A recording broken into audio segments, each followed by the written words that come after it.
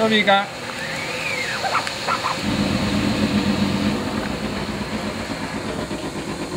Øj, det er flot.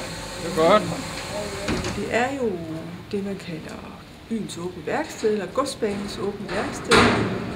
Og ideen er, at man kan komme, som den man er, ude fra gaden, og få hjælp til det, man gerne vil gøre.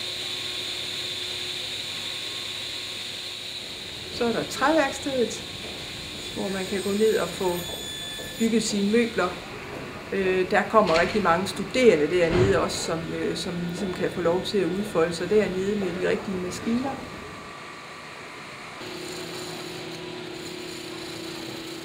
Så har vi tekstil- og serigrafiværkstedet, og der arbejder vi rigtig meget med serigrafi. Alle mulige former for prægning af tekstil. Vi har en lille syværksted, læderværksted og mulighed for gammeldags grafik. Det her det er faktisk et sugebord, hvor vi trykker papir.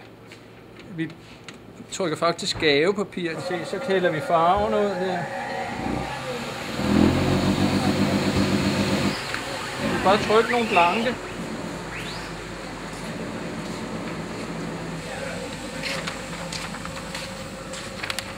Hvor ligger her? Her. Jeg er lige startet med at dreje forholdsvis sådan for et par uger siden. Så nu er jeg egentlig bare i gang med at eksperimentere rigtig meget med, hvad jeg kan og hvordan man gør ting.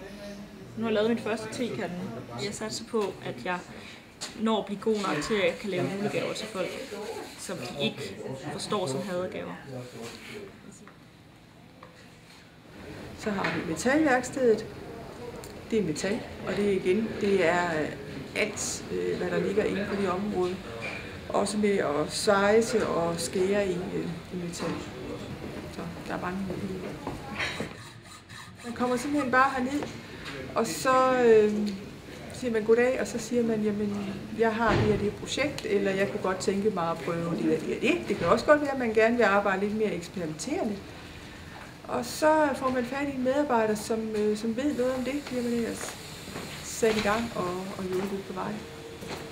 Det er også vores opgave at sørge for, at man kommer derfra med noget, man er glad for, og noget, man er tilfreds med. Et godt produkt.